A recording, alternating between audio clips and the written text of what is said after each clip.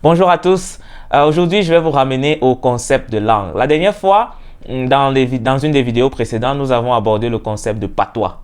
Et vu que sur cette chaîne, nous allons constamment aborder des sujets liés aux langues, je vous ramène donc sur deux concepts que j'aimerais qu'on clarifie aujourd'hui afin que les vidéos suivantes soient plus faciles à comprendre. Alors, aujourd'hui, nous allons discuter de deux concepts, le concept de langue maternelle et le concept de langue nationale. Si je vous dis langue maternelle, beaucoup d'entre vous vont me citer voilà, le Yemba, le Romala, le Beti, les Tones, le Boulou, quoi d'autre, le Mundang, le Baya, ainsi de suite. Alors, mais est-ce que vous savez c'est quoi langue maternelle? Je suis sûr que beaucoup d'entre vous qui allez me citer les langues que je viens de mentionner, ces langues-là ne sont pas en réalité vos langues maternelles. Je vous explique. C'est quoi une langue maternelle ou bien c'est quoi la langue maternelle? En réalité, la langue maternelle, c'est la première langue parlée au cours de l'enfance. En des mots simples, ça signifie vous êtes né, la première langue que vos parents vous parlent, c'est cette langue-là qui devient votre langue maternelle.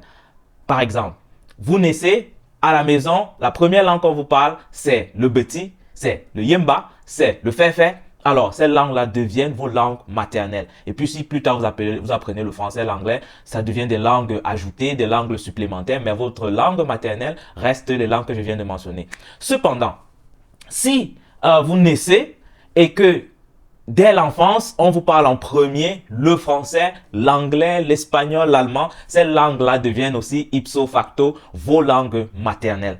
Vous voyez que là, maintenant, il y a une nuance. Ce qu'on avait l'habitude de considérer comme langue maternelle, c'est la langue de soit papa, soit maman. Et dans la plupart des cas, c'était la langue de papa. Ça veut dire qu'on retrouve des gens qui sont entièrement locuteurs du français, mais qui disent ma langue maternelle, c'est le Wondo. Des gens qui ne parlent qu'anglais et qui disent oh, ma langue maternelle, c'est le Nso. Ou bien c'est le Bakweri, ou bien c'est le Bakosi. Vous voyez qu'il y a une différence. Ceci nous envoie donc vers le concept de langue nationale. Vous savez, les langues que nous parlons en général dans nos contrées au Cameroun sont des langues nationales d'abord. Ça veut dire que le Fulfulde, par exemple, est une langue nationale. Qu'est-ce qu'on appelle langue nationale? C'est une langue qui est parlée dans une partie ou dans l'entièreté d'une nation. Le Fulfulde, tel que je le mentionnais, est une langue nationale parlée dans les régions de l'Adamawa, de l'extrême nord et du nord. Et aussi même à l'est, oui, à l'est aussi, le Fulfulde est beaucoup parlé par les communautés Peul qui s'y retrouvent. Les Wondo, les langues Fang en général sont aussi des langues nationales vu qu'elles sont parlées dans le centre, le sud et même aussi une partie de l'est Cameroun. En définitive, cette vidéo c'était juste pour apporter une nuance. Cependant, cela n'enlève rien à l'importance d'apprendre nos langues, à la nécessité de parler nos langues. Pour ceux dont la langue de chez vous était déjà votre langue maternelle, tant mieux, vos parents ont fait du très bon boulot.